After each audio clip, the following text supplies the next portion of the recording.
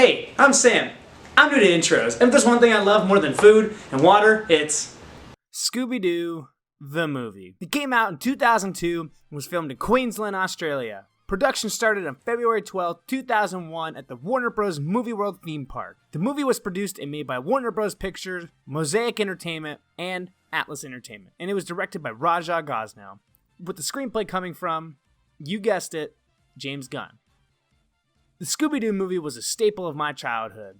I grew up loving the original Scooby Doo TV series. As you could tell, I'm a pretty big fan. I own the original TV series box set. Oh my gosh, you have the Scooby Doo complete box set. Want to make out? no! I was a fan of the original TV shows and movies, and yes, that includes you, Red Shirt Shaggy, the early 2000s pop-punk driven What's New Scooby Doo, and let's not forget a pup named Scooby Doo. Oh boy, how I would fake sick to stay home from school and watch these shows. Can I do that in 2021? Growing up in the early 2000s was full of punk music, hot girls, MTV, and let's not forget the most important item of them all, The Nintendo GameCube! Scooby-Doo. Damn it! I used to listen to the soundtrack non-stop all the time with my mom on car rides. Where did life go? The movie ended up having a budget of $84 million and released June 14th, 2002, and grossed $275 million. And it also birthed my favorite meme of all time.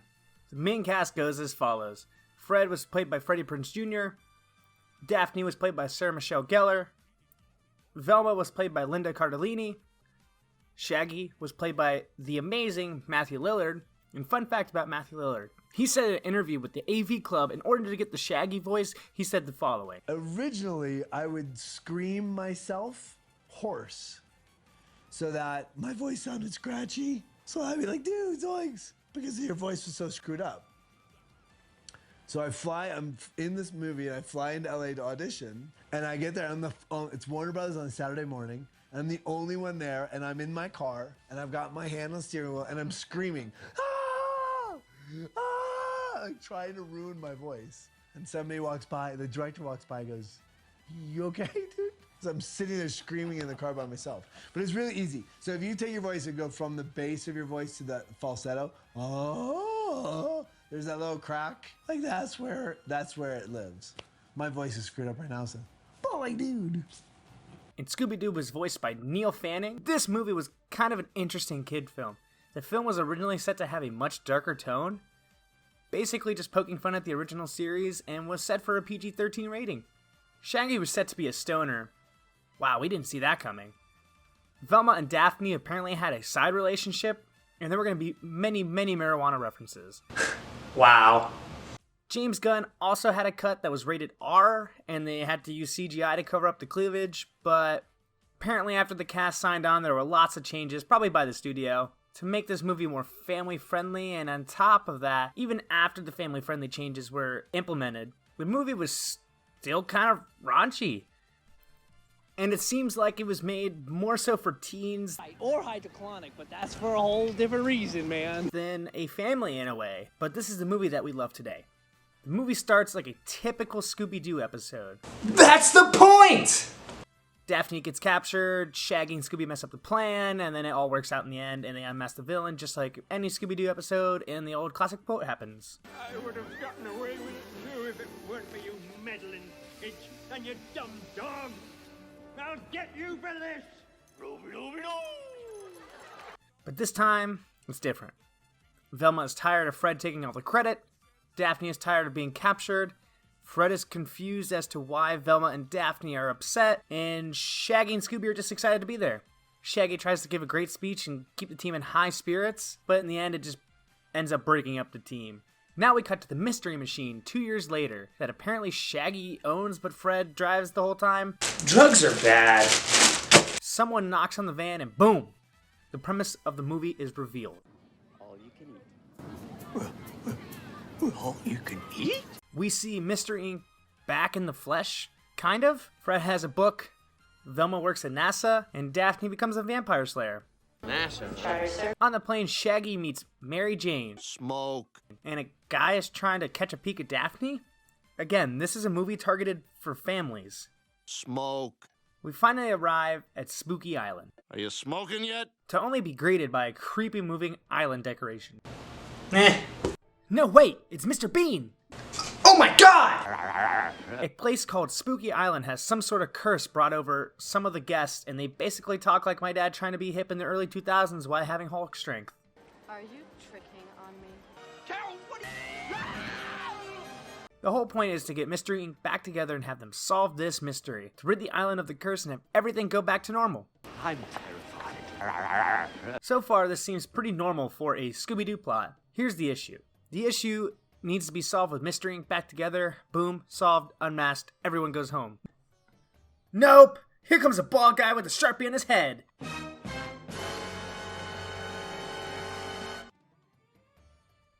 That bald guy turns out to be Nagu Tuana.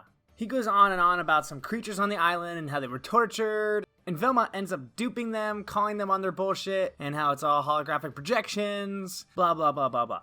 But he was telling the truth! In a way. Each character ventures off on their own, trying to solve the mystery that lures over Spooky Island. Well, almost everyone. Daphne is trying to get leads and comes up to a voodoo man performing what seems to be a chicken nugget ritual on a headless raw chicken. He ends up insulting her in one of my favorite lines from the movie. Purple is a fall color. It's the middle of May. And tells her not to go to the Spooky Island Castle, which she ends up going to anyway because of reverse psychology. Thanks, Double D. Ed, please don't get Eddie.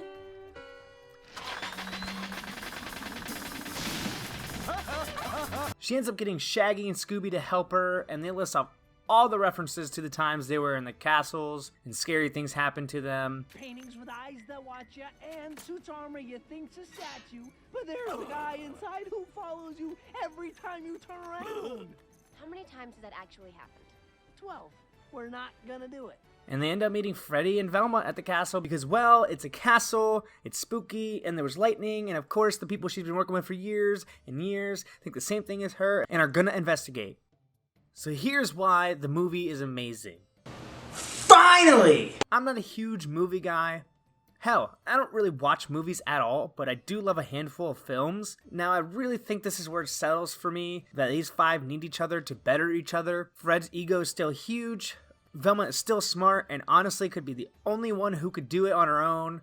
Daphne becomes a vampire slayer and wants to prove she's not only a damsel in distress, but an all-around badass and that she can stand up for herself. And well, Shaggy and Scooby are pretty much still the same, and I think that's really what drives the plot and the emotion in this movie for me. And it's still Scooby Doo, but it doesn't really feel like Scooby Doo in overall tone. Dog?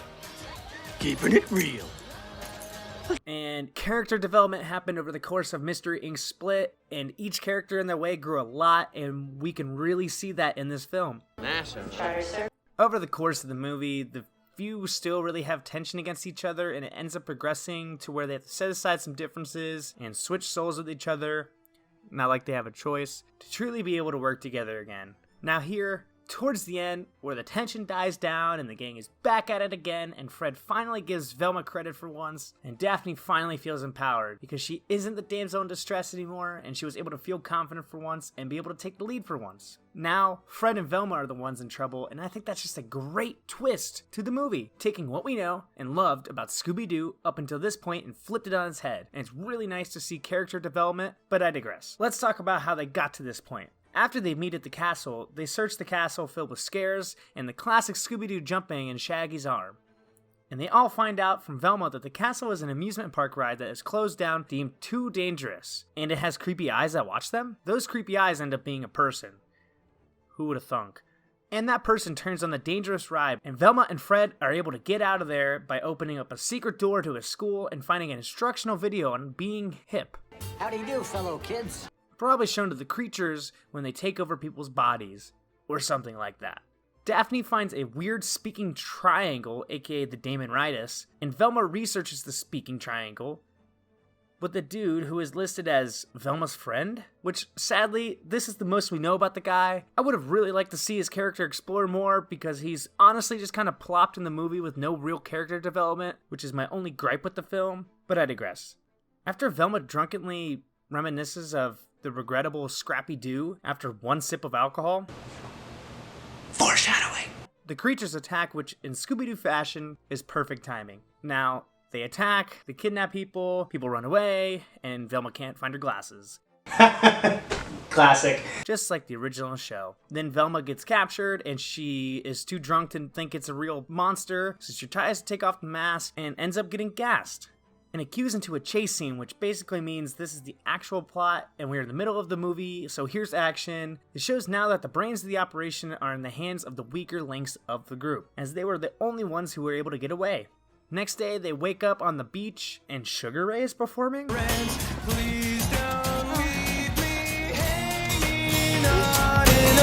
They walk over, they're very confused on where all the damage is, where all the creatures are, and then they see people just on the island like normal. And then they run into Fred, cursing. Yo, the biatch was like, what? And I was like, later on. Now we have an evil Fred who wants to capture Scooby, and then Daphne gets jumped by the wrestler, and now the speaking triangle has been captured yet again. Eventually, after Daphne gets jumped by the wrestler and the Damon Ridus gets captured, and they run into a shack and they're trapped by Sugar Ray and Fred, and Scooby ends up revealing that there are four-wheelers there, and they end up escaping in a pretty timely fashion. In the middle of riding those four-wheelers, they end up running into Mary Jane, which, weirdly enough, we don't know how she got away either. After they get Mary Jane to join them, they end up hitting a tree, and even though Shaggy told Mary Jane to duck, she doesn't duck and gets hit in the face. Scooby's able to see Mary Jane real form. I don't know. It's very creepy. After that, they escape and they're able to go to where the ritual, or where Velma called out the bald guy with the Sharpie in his head. And after they get off the four-wheelers, Scooby is telling Shaggy that she is a monster with a mask on her face and does not trust her anymore. And then Shaggy and Scooby end up getting into a fight because Shaggy thinks his best friend is lying because he's just jealous. And after that, Scooby falls into a hole. Now, in the movie shows the lengths of what Shaggy would do for his best friend, which really tugs at my heartstrings a little bit while quoting one of the most notable Scooby-Doo quotes of all time. And it really shows that Shaggy truly cares about all his friends and Mystery Inc. as a whole. And we've never really seen that explored too much in Shaggy's character arc up to this point. And it's really cool to see more to him than just a guy who's easily scared and eats a bunch of food. The movie entirely touches on different sides of our main characters, which I love. And it makes you connect with them and think of them in a different way than ever before. Every time I think of Shaggy, I think of Matthew Lillard and about the amazing performance that he brought to the movie and how he just nailed the role of Shaggy while bringing more to the table. He actually eventually went on to voice Shaggy in some of the animated series. Shaggy ends up finding this weird cave and sees a tub of heads and realizes that it's the souls of all his lost friends. And he is able to scavenge the heads of his lost friends and send them out into the world looking for their bodies. And that, well, pretty much ends up bringing them back together after a couple body swaps. Now they have to set aside their differences for the new damsel in distress, Scooby. Now Mr. Inc. is back, setting up a trap like old times to get Scooby-Doo back and save the world. Now, in Scooby-Doo fashion, it looks like the brains have messed up and now need help from the original damsel in distress and the weaker link to save everyone in the world, including his best friend, which, again, I love this personal side of Shaggy. It makes him much more of a likable character for me. Shaggy ends up stirring up the ritual in a very Shaggy-esque way and saves Scooby. I'm not crying! And ends up being able to unmask the main villain, which, what a twist, it's Scrappy Doo. What a twist. And it cuts to a badass Scooby-Doo-like chase scene. Now Daphne really shows off her vampire slaying moves in an epic battle between Zarkos the Wrestler, which I think is a really cool addition to the movie if you're a Buffy the Vampire Slayer fan. I thought it was pretty cool. I don't know about you guys. Daphne ends up kicking the wrestler through a window in the cave and knocking the reflector into the cave, letting creatures that leave the bodies to burn alive in the sunlight. This is still a Scooby-Doo movie, right? Letting the plasma enter people's bodies and fuck up Scrappy Doo, and after that, they meet the real Mondavarius. Best moment of all. A truly heartfelt moment between Shaggy and Scooby where they tell each other they love each other. And god damn it, I'm not crying! The character arc that Shaggy and Scooby go through it's probably my favorite besides Daphne. Shaggy and Scooby's relationship grows stronger as they went through trials and terrors and ended up hating each other because Shaggy thought Scooby was jealous of Mary Jane. Then they fight and Shaggy rescues Scooby and ends up making the relationship even stronger because they were able to get over that hump and talk to each other and tell each other how they felt. Daphne truly feels good and confident for future endeavors and doesn't feel like somewhat of a burden to the group anymore, which I thought was probably my favorite character arc. Obviously, Shaggy and Scooby was my favorite character arc in this movie, but watching this movie as an adult made me truly appreciate Daphne's character growth a lot more, and I really appreciated it a lot more. Fred and Velma end up getting along, with Fred deflating his ego a bit and letting Velma take the credit for all the hard work that she does. Overall, this movie really made the team better and healthier in many ways. Oh yeah, and there's some kissing between Fred and Daphne. But hey, this film was supposed to be PG-13, and I wait till I'm married to watch films that are PG-14 and up. Now, we reach the end. The threat has been stopped yet again, together, better than ever, as friends, as companions, as mystery solvers, and better yet, together, as Mystery Inc. Scooby Doo the movie was a real weird masterpiece and it gained a cult following in recent years. And there's not really any other movie like this.